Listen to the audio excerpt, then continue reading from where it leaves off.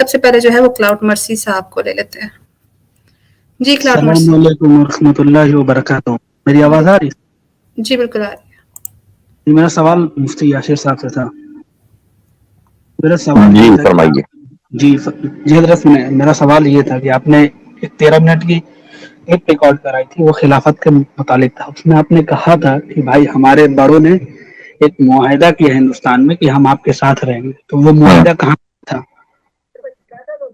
وہ معاہدہ کہاں ہوا تھا؟ کانسٹیٹیوئنٹ اسمبلی میں. ہمارے مسلم نمائندگان تھے، وہ کانسٹیٹیوئنٹ اسمبلی کے جس نے کانسٹیٹیوشن اپروو کیا ہے، اور اس میں مسلم نمائندگان میں مولانا ابوالکلام آزاد تھے، مولانا حفظ الرحمان سیوہاری تھے، اور اسی طریقے سے اور بھی کئی مسلم نام تھے کہ جو اس وقت مسلمانوں کی لیڈرشپ تھی، وہ پوری کی پوری کانسٹیٹیوئنٹ اسمبلی میں موجود تھی. نہیں، اس میں تو مسلمانوں کی لیڈرشپ ہوئی نہیں. ابوالکلام آزاد کو آج بھی بریلوی نہیں مانتے، کہاں پورے مسلمانوں کی وہ ہو جائے گی؟ تو بریلویوں کو اس وقت اعتراض اٹھانا چاہیے تھا نا کہ ہم نہیں مانتے ان کو. آج بھی اٹھاتے ہیں. چلو ٹھیک، خیر بات ہے. نہیں ایک منٹ رک جائیے. کیا بریلوی انڈیا کے کانسٹیٹیوشن کو نہیں مانتے؟ ہم کہاں کریں گے نہیں مانتے. تو پھر میرا سوال وہ دوسرے طرف چلا جائے گا. نہیں، دوسری طرف نہیں، وہی تو سوال ہے کہ جب وہ کانسٹیٹیوشن کو تسلیم کر لیا انہوں نے، تو اس کا مطلب ان لوگوں پر اعتماد کیا کہ جنہوں نے معاہدہ کیا تھا. ٹھیک ہے. میرا سوال اور کچھ تھا، یہ تو غلط چلا گیا. میں اچھا حضرت وہ معاہدہ تھا کیا؟ جی اس معاہدے میں تھا کیا؟ بھائی وہ کانسٹیٹیوشن ہی تو معاہدہ ہے، وہ ڈاکیومنٹ جس کو ہم کانسٹیٹیوشن کہتے ہیں وہی معاہدہ ہے. اس معاہدے میں کچھ ہوگا نا کہ بھائی یہ چیز ہے مسلمانوں کے ساتھ ایسا. کچھ علماء اس وقت بھی. میری آواز آ رہی ہے حضرت؟ جی اب آئیے. جی تو وہ معاہدہ تھا کیا؟ مطلب کہ اگر کچھ ہوتا ہے نا کہ ہماری کوئی ٹریٹی ہوتی ہے تو وہ شریعت کے حساب سے ٹریٹی ہوتی ہے، تو اس میں کچھ ہوتا ہے کہ نہیں بھائی یہ چیز مسلمانوں کی جان. نہیں، یہ کوئی ضروری نہیں ہے کہ جو ٹریٹی ہوگی وہ شریعت کے حساب سے ہوگی. آپ صلی اللہ علیہ وسلم کی ٹریٹی صلح حدیبیہ جو ہے وہ شریعت ایسا تو نہیں تھا کہ قرآن اور سنت کے مطابق تھی کہ قرآن میں جو حکم ہے بلکہ دب کر کی گئی تھی. حضرت عمر رضی اللہ عنہ کو تو اعتراض یہ تھا کہ السنا علی الحق. یہ الگ بات ہے کہ جب وہ ٹریٹی ہو گئی تو دین کا حصہ بن گیا، لیکن جب تک کہ وہ ٹریٹی نہیں ہوئی تھی تو وہ دب کر کی گئی تھی. آپ صلی اللہ علیہ وسلم یعنی حضرت عمر رضی اللہ عنہ کے سوالات آپ صلی اللہ علیہ وسلم کے سامنے پیش ہوئے تھے. تو اب رہی یہ بات کہ کانسٹیٹیوشن میں کیا ہے، آپ خود پڑھ سکتے ہیں. اس میں کوئی کانسٹیٹیوشن کا حافظ تو ہوں نہیں، اس کے پریمبلز پڑھ لیجئے کہ اس کے اندر ایکوالٹی کی بات ہے، اس میں جسٹس کی بات ہے، اس میں انصاف کی بات ہے، یہ ساری چیزیں ہیں. تو یہ تو ختم ہو گیا. اگر یہ عامر بھائی بس میں اس کو نہیں بتا دوں، اگر یہ کانسٹیٹیوشنلی، میں ابھی بھی یہ کہتا ہوں کانسٹیٹیوشنلی اگر یہ چیز ختم ہو جائے کہ نہیں بھائی آج سے جو ہے وہ مسلمانوں کے ساتھ انصاف نہیں ہوگا، نہیں بھائی آج سے مسلمانوں کو ایکول شہری سٹیزن نہیں مانا جائے گا، تو ٹھیک ہے معاہدہ ختم ہو جائے گا. مطلب اگر بہنوں کے ساتھ ریپ ہو جائے وہ الگ بات ہے. مرسی بھائی کور ایشو ہے اس کو رکھ دوں. یہ جو آپ کا پوائنٹ ہے نا کہ شریعت کے مطابق ٹریٹی، آپ کو نا پہلے یہ بتانا پڑے گا کہ قرآن اور سنت میں. عامر بھائی ایک سیکنڈ میرا اور سوال تھا، وہ مرسی بھائی کیا ہو گیا ہے؟ کیا ہو گیا مرسی؟ خیر ہے بھائی، سن لو کیا ہو گیا بھائی، ہم بھی بات ادھر کریں گے. کیا ہو گیا؟ آپ نے اکیلے نے بولنا ہے. جو آپ نے یہ اصول رکھا ہے کہ جو ٹریٹی ہوگی وہ قرآن اور سنت کے مطابق ہوگی، یہ قرآن اور سنت سے آپ نے دکھانا ہے. وہاں ٹریٹی کی اجازت دی گئی ہے کہ آپ سے اگر صلح کریں، معاہدہ کریں، آپ رکھیں. معاہدے کو حالات اور واقعات کے اوپر چھوڑ دیا گیا ہے. نبی پاک صلی اللہ علیہ وسلم کو اس وقت جو مناسب لگا آپ نے کیا، وہی رہنمائی پھر خلفائے راشدین نے لی اور علماء عامہ اسلاف اسے لیتے آئے ہیں. جس طرح کہ حضرت نے کہا معاہدہ حالات و واقعات کے مطابق جو سہولت ہمیں میسر آئے گی، میکسیمم سہولت پیس اینڈ ہارمونی کو قائم کرنے کے لیے، لا اینڈ آرڈر کو قائم کرنے کے لیے، امن آشتی کو قائم کرنے کے لیے ہم ان شرائط پہ آ جائیں گے. اب وہ آپ کو بتا دی. تو پہلے یہ کہ یہ اصول رکھنا کہ ٹریٹی قرآن و سنت کے خلاف گئی ہے، آپ کو وہ چیز ثابت کرنی پڑے گی. جی میری گزارش. اور دوسرے کے جو بھی کہہ رہے تھے جلد بازی میں، انہوں نے کہا کہ چاہے ہمارے مسلمانوں کا ریپ کریں کہ مسلمان بہنوں کا. مجھے ایک بات بتائیے، اگر کسی مسلمان عورت کا ریپ ہوتا ہے، کیا قانونی اعتبار سے اس کو جرم مانا جاتا ہے یا نہیں مانا جاتا؟ یا یہ کہا جاتا ہے چونکہ عورت مسلمان ہے لہٰذا یہ ریپ نہیں ہے، یہ بالکل ٹھیک ہوا؟ بالکل وہ ظلم نہیں مانا جاتا، ان کو چھوڑ دیا جاتا. یہ آپ کون سے ملک کون آپ کی برین واشنگ کر رہا ہے بھائی؟ کدھر رہتے ہیں آپ لوگ؟ میں کہہ رہا ہوں آپ کی مکمل برین واشنگ ہوئی ہوئی ہے. یعنی آپ یہ کہہ رہے ہیں کہ اگر کسی مسلمان بچی کا ریپ ہوتا ہے تو اس کو ریپ نہیں مانا جاتا، عدالت یہ کہتی ہے کہ نہیں بالکل ٹھیک ہو گیا اس کے ساتھ. یہ تو کوئی بھی نہیں کہے گا، یہ تو اخلاقی طور پہ بھی غلط ہے. ये तो एक जाहिल बंदा भी कहेगा कि भाई यही तो मैं कह रहा हूँ, यही मैं कह रहा हूँ कि फिर आप मुआहिदा किसको कहते हैं? इसलिए कि जब आप हालत जंग में हो और मुआहिदा न हो, यूक्रेन के अंदर यूक्रेन की जो औरतें हैं, तो रशियन आर्मी ने उनका रेप किया है, ठीक है, कितने ही वाकयात ऐसे हुए हैं, लेकिन क्या ये कहा जाएगा भाई रशियन आर्मी ने ऐसा क्यों किया? उनका तो मुआहिदा था, कोई मुआहिदा नहीं था, हालत जंग में है, दो एक दूसरे को लूट रहे हैं, घसूट रहे हैं, मार रहे हैं। ये गलत बात है कि मेरी ब्रेन वॉशिंग हुई है, ऐसी कोई बात नहीं है। जो ठीक है, अगर आपकी नहीं हुई है तो बहुत अच्छी बात है, माशाअल्लाह, अहलन वसालन, लेकिन आपकी बातों से मुझे लग रहा है ऐसा कि आप जो है गलत लोगों को सुन रहे हैं, लेकिन अगर ऐसा नहीं है तो बहुत अच्छी बात है।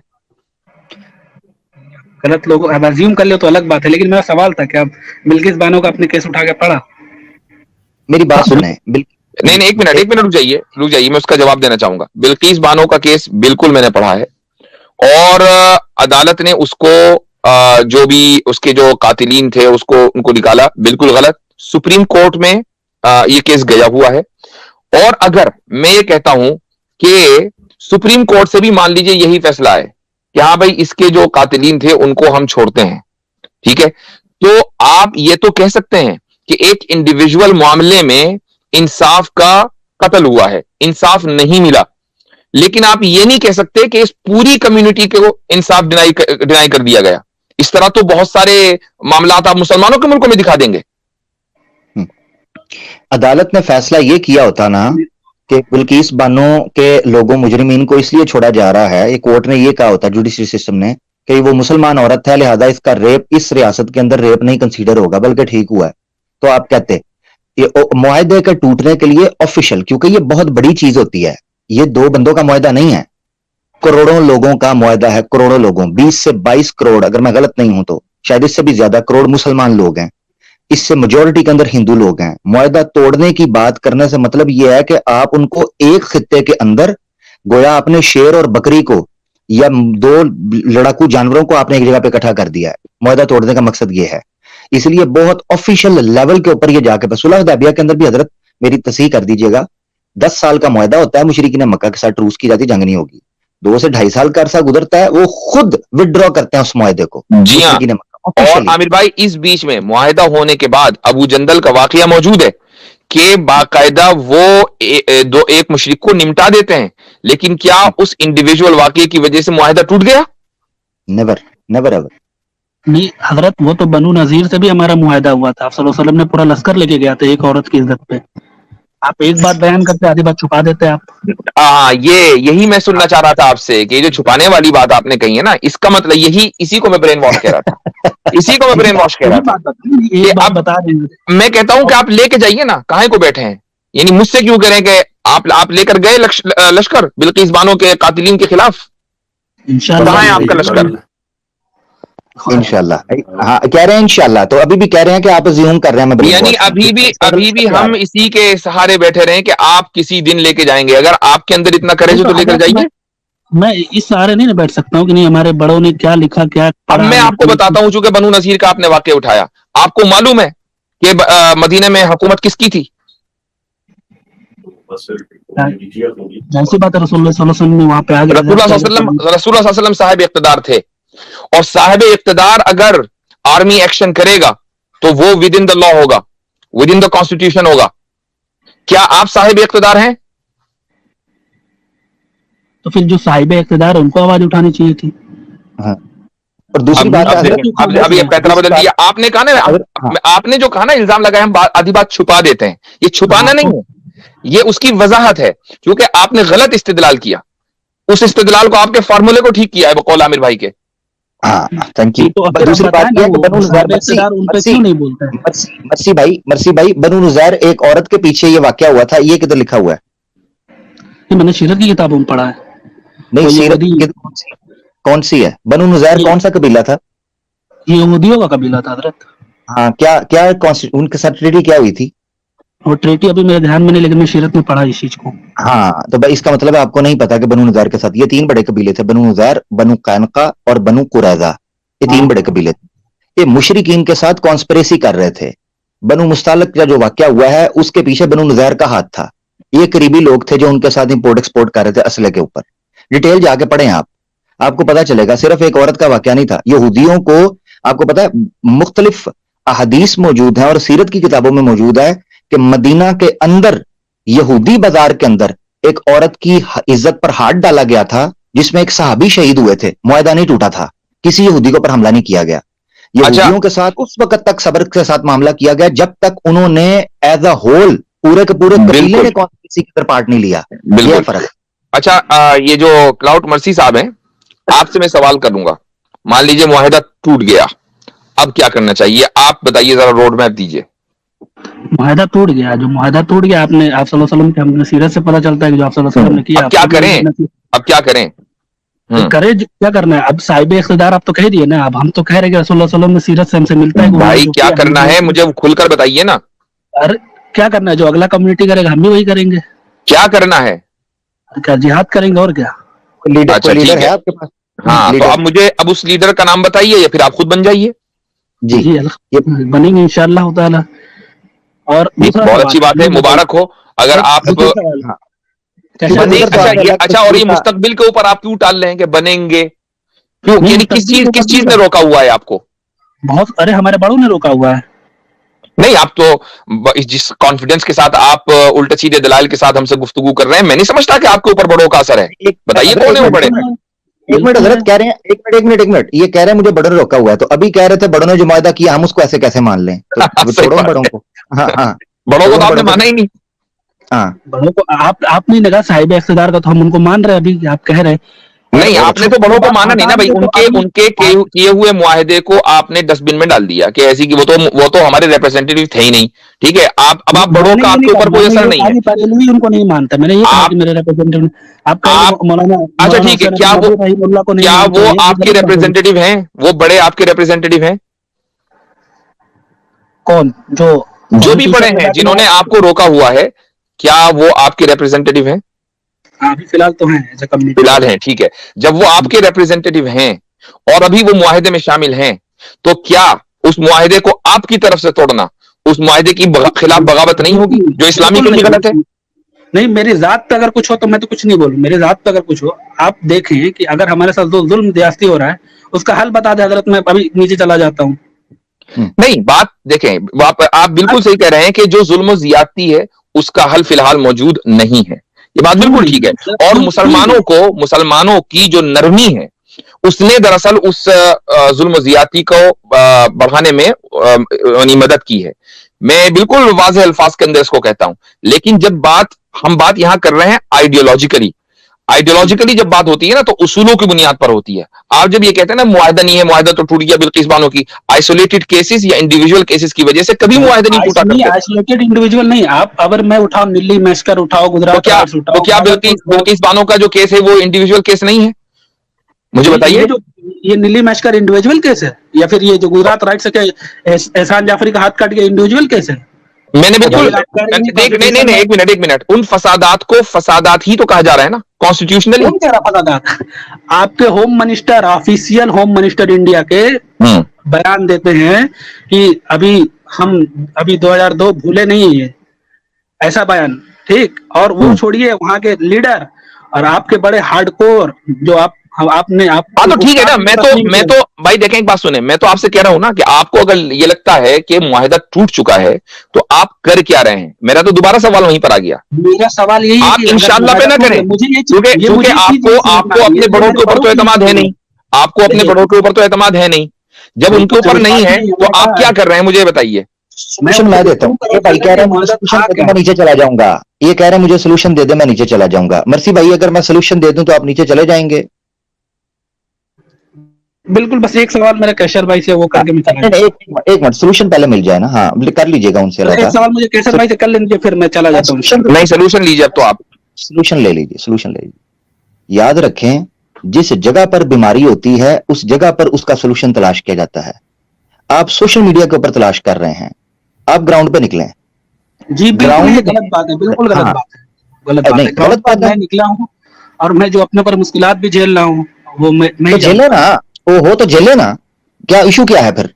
مرسی صاحب کریں نا, جہاد کریں. آپ جس طریقے سے کرنا چاہ رہے ہیں کریں, پھر فیس کریں ان چیزوں کو. تو میرا بھائی ایک بات ہے, سولوشن اگر آپ کو چاہیے رک جائے, مجھے پتا آپ بے چین ہیں, مجھے پتا چل رہا ہے آپ بے چین ہیں, بے فکر رہیں, آپ کے ساتھ زیادتی ہو رہی ہے, دکھ ہے جو انڈیا کے اندر مسلمانوں کے ساتھ ہو رہا ہے, اس چیز کا دکھ ہے, مگر کیا ہم اس کانسٹیٹیوشن کو, اس قانون کو, اس سے بغاوت کرنے کی بات کر دیں جب تک کہ ہم مسلمانوں کے ساتھ وہ حجت تمام ہی نہیں کر پائے کہ ان کو متحد کریں, سیاسی طور پر ایک جو ہے نا وہ ریزسٹنس قائم کریں, جس کا سولوشن ہمارے پاس موجود ہے ڈیموکریٹک وے کے اندر, اس ریاست کے اندر.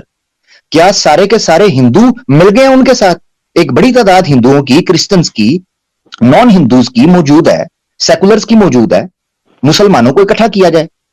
کیا ہم وہ حجت تمام کر چکے ہیں جو نبی پاک صلی اللہ علیہ وسلم نے مکہ کے اندر کی تھی؟ بالکل صحیح. آپ نے حجت تمام کر لی؟ اور یہ عامر بھائی اس میں اضافہ کرنا چاہوں گا کہ آپ صلی اللہ علیہ وسلم پر 13 سال تک اور آپ کی کمیونٹی کے اوپر 13 سال تک کے ظلم ہوا ہے, اور کوئی چھوٹا موٹا ظلم نہیں ہوا ہے, وہاں پر بھی لاشیں گری ہیں, وہاں پر بھی خون خرابہ ہوا ہے, لیکن آپ علیہ الصلوۃ والسلام نے دعوت کے میدان میں اتمام حجت کی. اس کے بعد آپ نے اپنی ریاست قائم کی, چاہے وہ چھوٹی ہی ریاست تھی, اور پھر اس ریاست جس کو ہم خلافت کہتے ہیں اس کے تحت پھر جہاد شروع ہوا ہے اور اس ظلم کا بدلہ لیا گیا ہے. ان ساری شرائطوں کو اسکپ کر کے نہ تو آپ نے دعوت کی کا کوئی کام کیا, کیا آپ نے, بتائیے, میں آپ سے پوچھتا ہوں, کیا آپ نے انڈیویجولی دعوت دین کا کام کیا ہے؟ بالکل الحمدللہ کیا, اور بہت لوگوں کو تبلیغ کیا ہے, اور بہت لوگوں کو ذہنی کون طور سی پر والی تبلیغ, تبلیغی جماعت والی یا غیر مسلموں میں؟ نہیں, تبلیغی جماعت ایسی نہیں, تبلیغی جماعت ہمارے سراہوں پہ, تبلیغی جماعت سے تو الحمدللہ جڑتے ہیں, لوگوں سے وہاں بات کرتے ہیں, لیکن اپنے طور پہ میں غیر مسلموں میں دعوت کے کام کی بات کر رہا ہوں. آپ نے کیا, بہت اچھی بات ہے, لیکن جس پیمانے پر اور جس لیول پر انڈیا میں دعوت کا کام غیروں کے اندر ہونا چاہیے تھا, اور 1000 سال ہمیں موقع ملا ہے, ہم نے نہیں کیا. ٹھیک ہے, اس 1000 سال میں کے جو ہم نے ضائع کیا ہے وقت, دراصل آج اس کی سزا مل رہی ہے. ٹھیک ہے, دعوت کا کام اس وقت کرنا تھا, وہ نہیں کیا, اتمام حجت نہیں ہوئی. اتمام حجت نہ ہونے کے ساتھ ساتھ آپ اپنی ریاست قائم کر پائے کہیں؟ کیا رسول اللہ صلی اللہ علیہ وسلم نے گوریلا جنگ کبھی کی ہے ریاست قائم کرنے سے پہلے؟ ذرا مجھے بتا دیجئے. یہ گوریلا جنگ کو کیا ناجائز حرام سمجھتے ہیں؟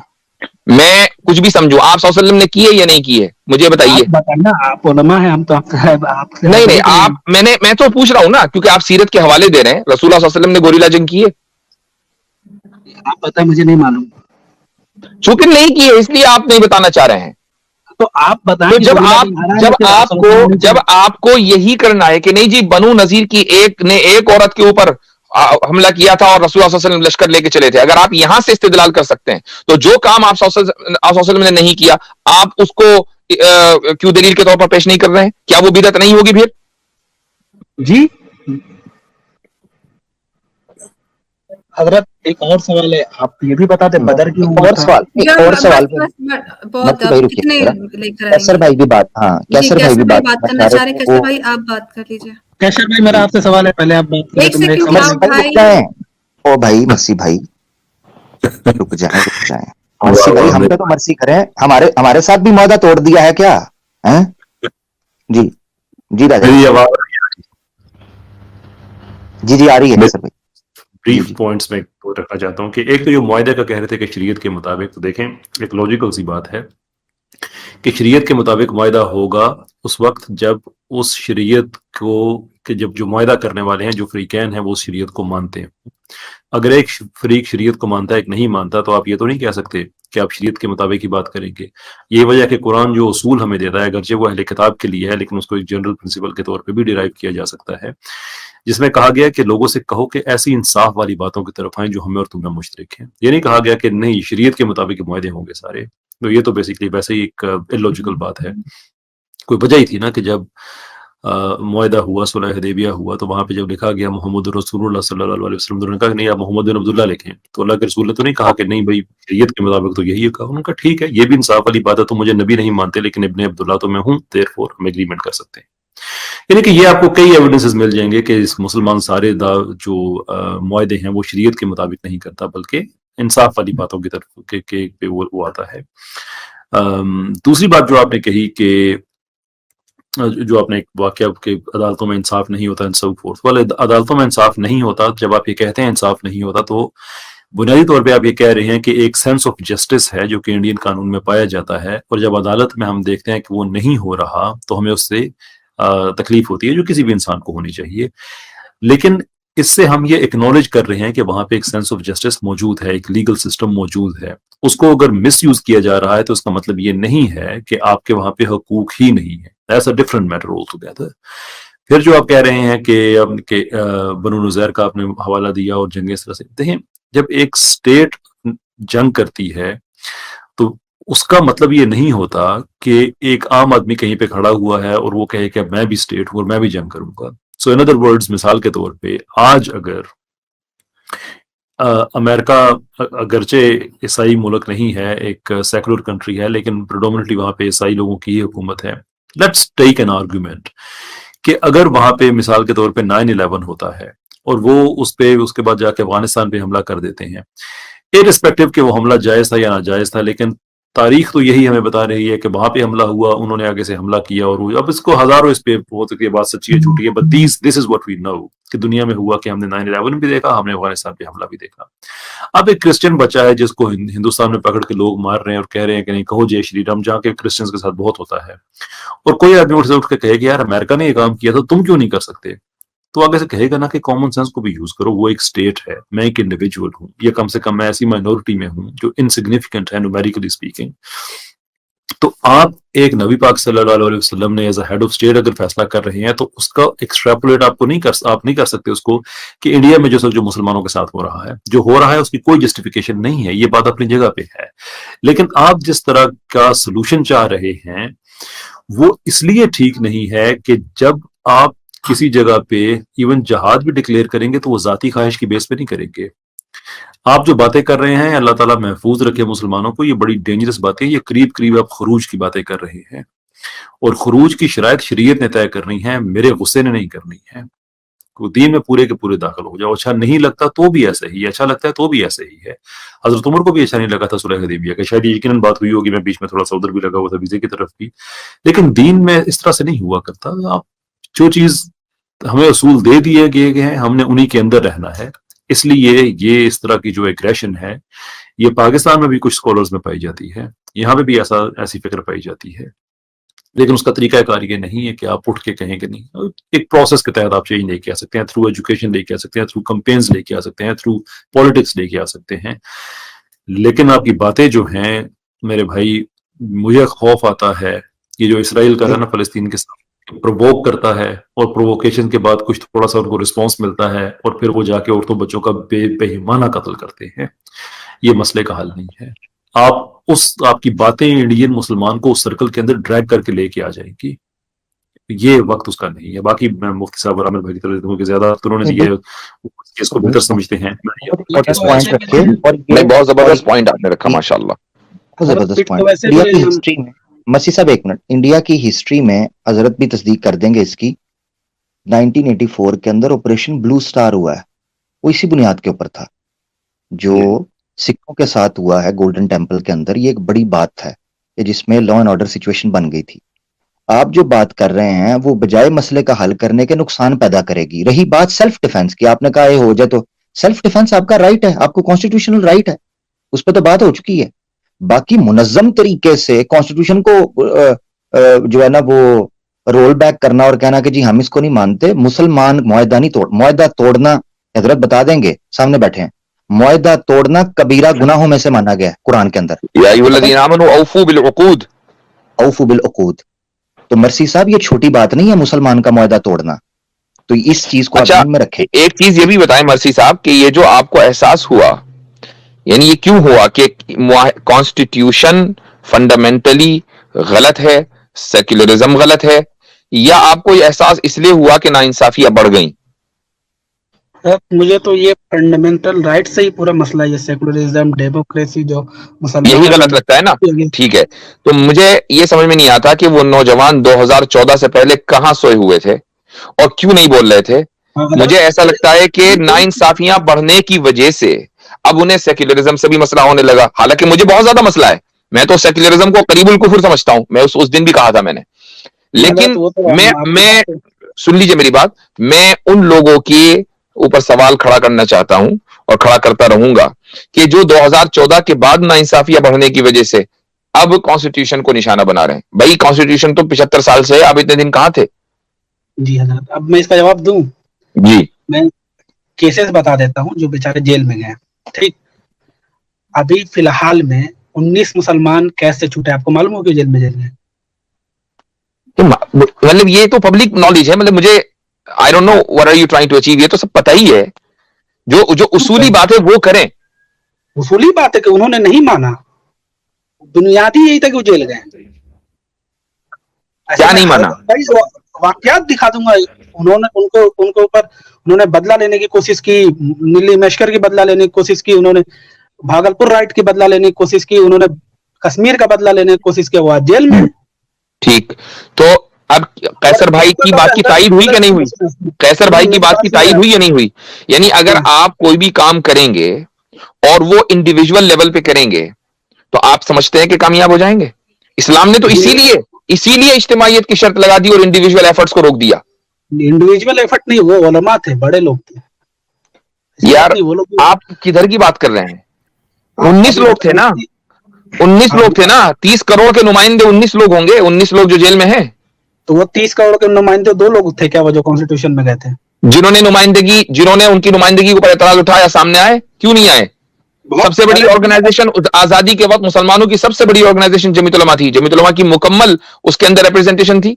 आप आज जमीयत उलमा को कितना ही बुरा भला कहें, कोई मसला नहीं है, मैं भी आपका साथ दे दूंगा, लेकिन उस जमाने में मुसलमानों की सबसे बड़ी ऑर्गेनाइजेशन इंडियन मुस्लिम्स की जमीयत उलमा थी और वो रिप्रेजेंट कर रही थी। हजरत, मैं कभी जमीयत को बुरा बोला ही नहीं, क्योंकि जमीयत हमें बचाती है, जमीयत हमारा केस लड़ती है, हम तो जमीयत के खिलाफ है ही नहीं। हमारा मैंने कोई बात नहीं, आई मीन इट्स गुड, मैं ही नहीं कह रहा हूं कि आप हो जाएं, मैंने एक बात कही है, क्योंकि आप ये जो 19 लोग हैं, जो बहुत बड़े बड़े लोग हैं, जो मुसलमानों के लीडर थे, जरा नाम बताइए कौन कौन है? नाम बताइए वो 19 लोग जो मुसलमानों के लीडर थे जरा, और जो जेल में हैं, नाम बताइए उनके। फिर अभी नाम लेना, देखिए ये जो वो जेल में है ना, वो तो पब्लिक में है भाई, वो तो पब्लिक नॉलेज में आ गए, जेल में चले गए, हुकूमत की नजर में आ गए ना, तो नाम लें न लें कोई बात नहीं है, बराबर है। बता इनकाउंटर हुआ, नाम ले ले, इसमें क्या है, वो मैं ले लूं, मुझे डर नहीं, मुझे खौफ नहीं है। हाँ, मुझे ये देखना है कि जिनका इनकाउंटर हुआ या जो जेल में गए, क्या वाकई वो मुसलमानों के मुत्तफका लीडर थे? बताइए। बिल्कुल। अब बताइए, जाकिर मूसा को आप कश्मीर के मुसलमान लीडर नहीं मानते? कौन? जाकिर मूसा, पहली मर्तबा नाम सुन रहा हूं भाई, पहली मर्तबा नाम सुन रहा हूं। क्यों, वो कश्मीरी मुसलमान नहीं आते क्या इसमें? वो तो अपने आप को इंडियन मानते ही नहीं है। आप मानते हैं ना वो इंडियन है, वो क्यों नहीं मानते हैं? हम तो नेशन स्टेट के कॉन्सेप्ट के खिलाफ हैं, हम तो उम्मत को मानते हैं। हम भी भाई उनके मुफ्ती साहब के मानने से या किसी इंडियन के कश्मीर को मानने से मसला हल होता है? इस तरह तो हिंदू अखंड भारत मानते हैं। क्या कर रहे हो यार मेरा भाई जी? और कैसर साहब ने जो कहा फुरूज का मसला, अच्छा, मेरे ख्याल से काफी बात हो गई है अलीना सिस्टर, मेरे ख्याल से इस पर, और मैं चाहता हूं इस क्लिप को मुफ्ती साहब लाजमी या कैसर भाई लाजमी इसको चढ़ाइएगा, क्योंकि कई मुसलमानों की जो इंडिया के अंदर है गलतफहमियां दूर हों इस चीज से, ये बहुत जरूरी है, इस पर जरूर इसको चढ़ाइएगा। जज़ाकल्लाह। बिल्कुल ठीक। बहुत बात मर्सी भाई, इस पे काफी बात हो चुकी है। असल में आमिर भाई मसला यही होता है कि मैं इंसाफ को यानी कोई नेगेटिव कमेंट भी नहीं देना चाहता हूं, यानी वाकई नाइंसाफियां इतनी ज्यादा बढ़ गई हैं कि जो एक नौजवान है वो अब इसी नाहिए से सोचने लगा यार ये क्या हो रहा है। आपको बताता हूँ, खून के आंसू होता है वल्लाही, रात में खड़ा होता हूँ, भीग जाता मेरा पूरा आंख, और मैं जितना अभी आप बोल रहा हूँ ना, ये इनके वजह से, जो यहूदी क्रिश्चियन मुसलमान की वजह से आज मैं ऐसा हूँ। तो मैं बहुत सीधा साधा मुसलमान, मैं मस्जिद जाता, नमाज पढ़ता था, घर चला आता था। इतनी अदावत हो गई है कि अगर मेरे घर में कहीं काफिर से सामान आ जाता है उसके लिए मैं लड़ता हूँ घर में। मैं वही कह रहा हूं कि ये एक यानी सूरत हाल बहुत ही ज्यादा अफसोसनाक है, और ये इन लोगों ने कि जो नाइंसाफियां फैला रहे हैं मुल्क के अंदर, जो मजालिम कर रहे हैं, जो मुसलमानों के खिलाफ फसादात कर रहे हैं, उनके नौजवानों को जेल में ठूस रहे हैं, उनकी लड़कियों का रेप कर रहे हैं, उनके बच्चों को की मॉब लिंचिंग कर रहे हैं, ये सारी दहशतगर्दियां हो रही हैं। गाय को जो जिनको ये अपनी माता कहते हैं, उसके गोश्त काट के जो है ये मुसलमानों में फैला देते हैं और उनके ऊपर इल्जाम लगाते हैं ताकि वायलेंस हो, कम्युनल वायलेंस। अभी कल की खबर है जिसको मैंने ट्वीट भी किया है।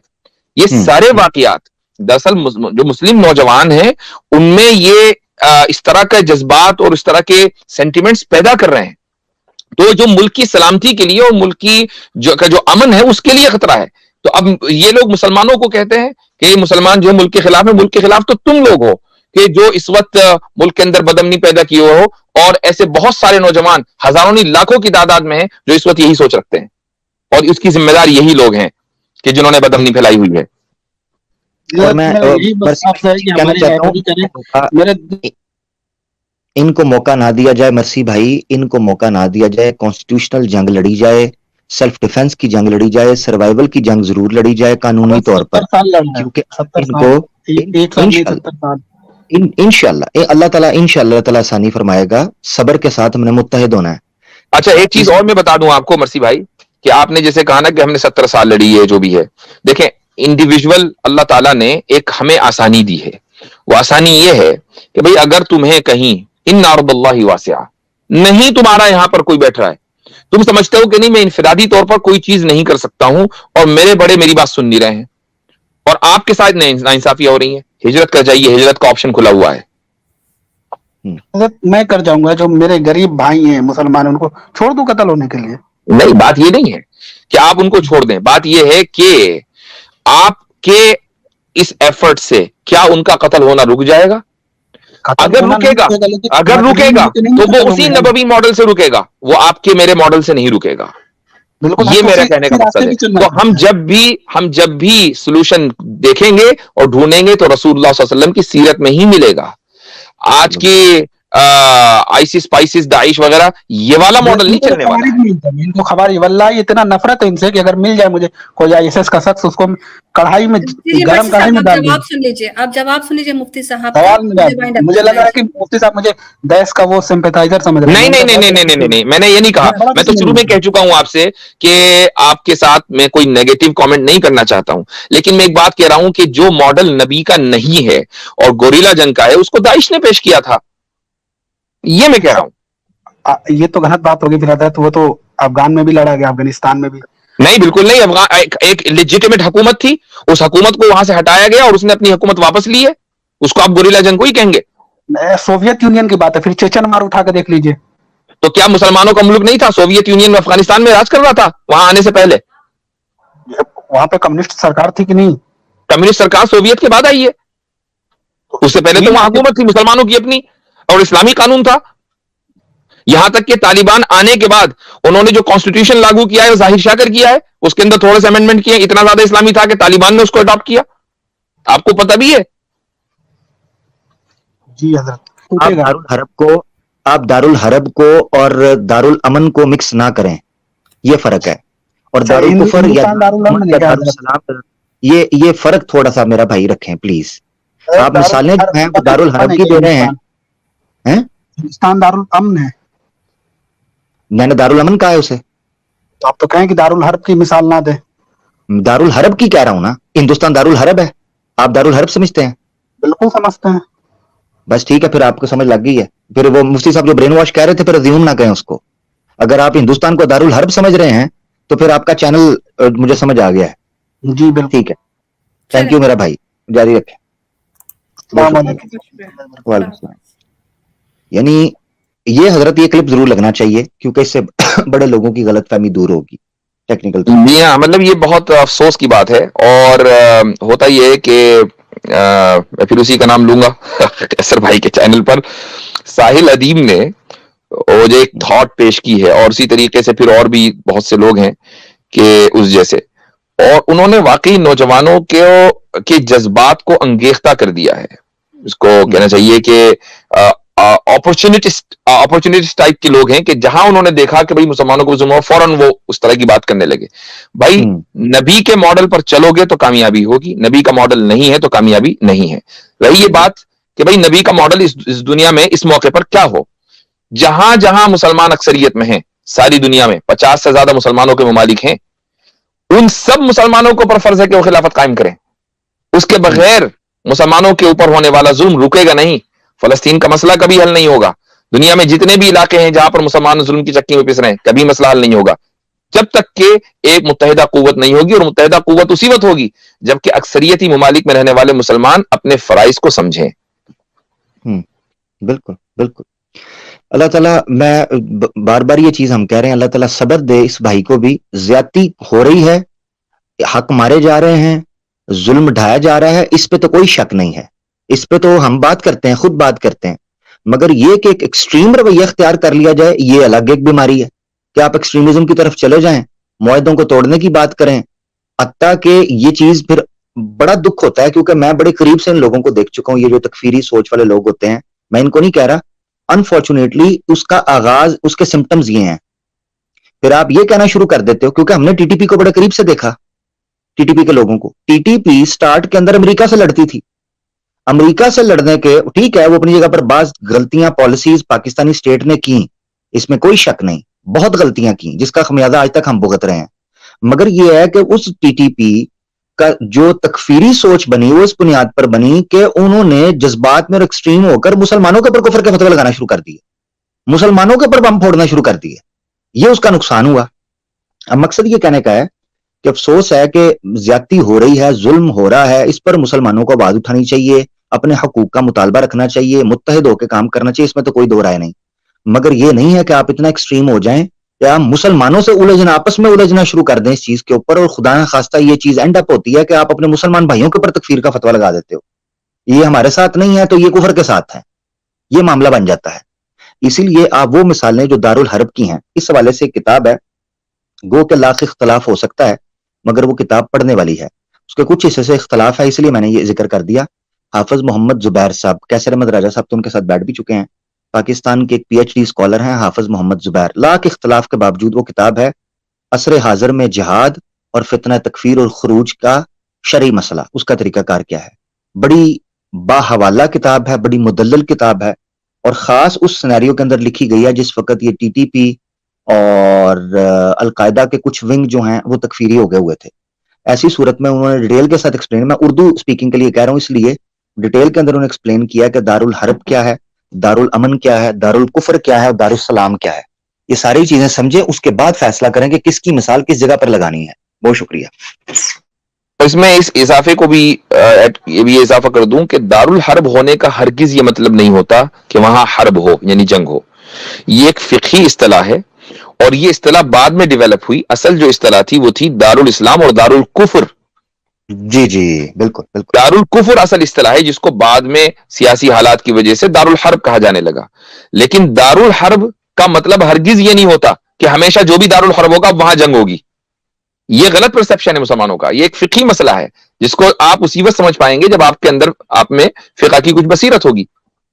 بالکل، اور اصل میں حضرت یہ ٹرم کوائن ہونے کا مقصد یہ پڑا تھا کہ جب بفر زون کے اندر مسلمانوں کی جھڑپیں شروع ہوئیں اور فقہا کا اختلاف ہوا اس بارے میں، تو انہوں نے مزید اس کو ڈیپ ڈگ کرنے کے لیے، جیسے آپ فقہ کے اندر جیسے ہم سمجھتے ہیں فرض ہے، سنن ہیں، نوافل ہیں، اس میں واجبات ہوں یا سنت موقدہ ہوں یا صلاۃ تطوع، یعنی اس طرح کی اصطلاحات جنم لیں جب آپ نے نصوص کا ڈیٹیل کے ساتھ اسٹڈی کرنی شروع کی۔ تو جب اس طرح کے مسائل اختلافات کی روشنی میں یا استنباط کی روشنی میں ہمارے سامنے آئے تو پھر ان نصوص سے پھر اصطلاحیں جنم لیتی گئیں، تو دارالحرب اس کیٹیگری کے اندر آیا، وگرنہ حضرت نے بالکل ٹھیک ہے، یا تو دارالکفر ہے یا دارالسلام ہے، اور دارالکفر کا مطلب بھی یہ نہیں ہے کہ اس میں جنگ ہی جنگ ہوگی، اس میں ہجرت کرنے کے فتاوی جات موجود ہیں، وہاں تجارت کرنے کے فتاوی جات موجود ہیں، وہاں لین دین کے، وہاں سفر کرنے کے، حتیٰ کہ حدیث کے اندر مصحف کو دارالکفر میں لے کے جانے کے کیا طریقہ کار ہیں اس کی ڈیٹیل موجود ہے۔ تو یہ اتنا سمپل نہیں ہے کہ بلیک اینڈ وائٹ کے اندر اس چیز کو سمجھا جائے، اس میں گرے لائن ہے۔ یہاں تک کے مسائل ہیں کہ آپ ہتھیاروں کا لین دین دارالکفر میں کر سکتے ہیں یا نہیں کر سکتے، اسی طریقے سے سودی لین دین آپ دارالکفر میں کر سکتے ہیں یا نہیں کر سکتے، یہ سارے مسائل، یہ مسائل کیوں ہیں؟ اس لیے کہ ایک مسلمان دارالکفر میں جا سکتا ہے، اگر دارالکفر میں صرف جنگ ہی ہو رہی ہوتی تو وہاں یعنی سود کے اوپر لینا ہے نہیں لینا یہ مسائل ذکر ہوتے۔ بالکل ایسا ہی ہے، بالکل ایسا ہی۔ چلیں جی، بہت تفصیلی گفتگو ہو گئی ماشاءاللہ اس پر، اور اس کو علیحدہ حضرت ضرور کیجیے گا، میں اصرار کر رہا ہوں، معذرت چاہتا ہوں انشاءاللہ یہ مجھے لگ رہا ہے کہ جو حالات اس وقت ہندوستان کے ہیں تو ایک گائیڈنگ لائن اور ایک انسٹرکشنز جو ہیں وہ ضرور جانی چاہیے یوتھ کے لیے، بڑی امپورٹنٹ ہے۔